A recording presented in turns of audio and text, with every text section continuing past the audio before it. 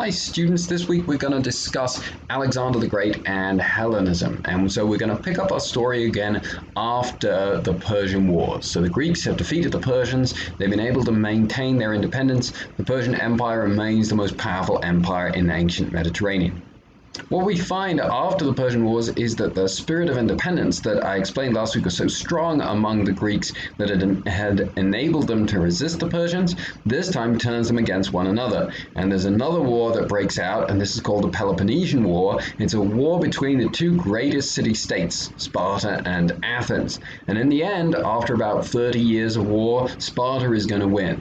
But the main importance of the war, the main outcome of the war, is that both of these city-states are exhausted by this long war, and there is a power vacuum in Greece. And the Greek city-states are exposed to outsider influence. And this outside influence is going to come from the Kingdom of Macedon.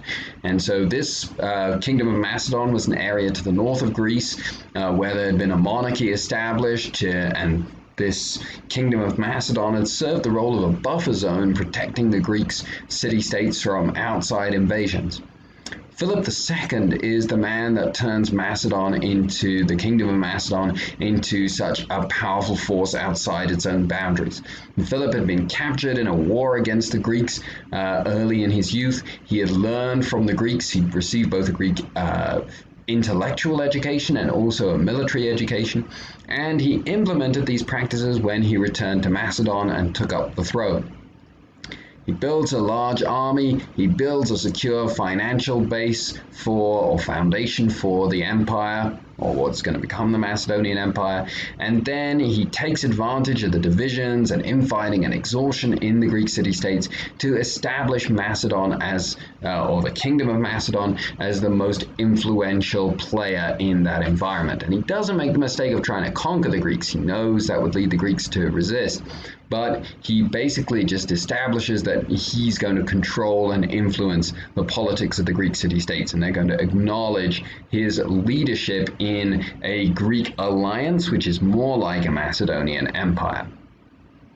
Before he can really wield this alliance, Philip is assassinated, and he is succeeded by his son Alexander, who's going to be known to history as Alexander the Great. And Alexander's great achievement is invading and conquering the Persian Empire. He does this partly through a combination of Persian inaptitude, the Persians being divided. The Persian army was designed in such a way that it could overwhelm its opponents because the Persian Empire was so large, but it took a long time for it to assemble, and Alexander is able to seize the initiative and defeat the Persians a number of times before that. He's also able to defeat the Persian army because he is a fantastic general leading a battle-hardened Macedonian army. And so Alexander is able to defeat the Persian Empire. He's able to expand the Macedonian Empire that replaces the Persian Empire as far north and east as Afghanistan, as far south and east as India, and it's only because his troops mutiny and force him to turn home that he turns back towards the capital of his new empire that he's established in the city of Babylon.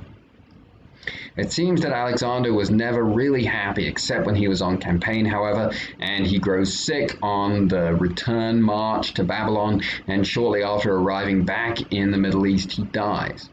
After his death, and he dies without leaving behind an adult heir, his empire is divided among his four most powerful generals, and four kingdoms emerge: Egypt, Macedon, and then the Middle East is divided in two. One half of the Seleucids, that's more to the west and the Mediterranean, and the other half, the Antigonids, is more towards the east and towards India. And so that's the end of Alexander's empire. But the reason that we take a week to study Alexander and study his conquests is because of what happens next. That Alexander's empire facilitates a very important process, which is called the process of Hellenization. And that's the process by which Greek culture is spread throughout Alexander's empire, spread throughout the Eastern Mediterranean, the Middle East, and parts of Central and Western Asia. And this means that Greek approaches to government, Greek philosophy, Greek language, all become common to all the different peoples who are living in these regions. And Greek culture in this way becomes a unifying foundation for a single civilization, a civilization that we're studying, Western civilization. Greek approaches to philosophy, the Greek language, these are all common means of communication that the people who live in these lands will have in common. Added to that, Greek achievements and Greek interest in mathematics, science, and medicine are going to be combined with the achievements of the ancient Middle East and even further east. So Greek scientists and mathematicians are going to adopt and build on the achievements of Babylonian scientists and mathematicians and Indian scientists and mathematicians. And all this fosters the spread of a lot of learning, especially in mathematics and science. And this is spread, as I say, throughout the borders of Alexander's empire. So throughout the Mediterranean, Middle East, and Western Asia, and this provides a critical cultural foundation for the development of Western civilization.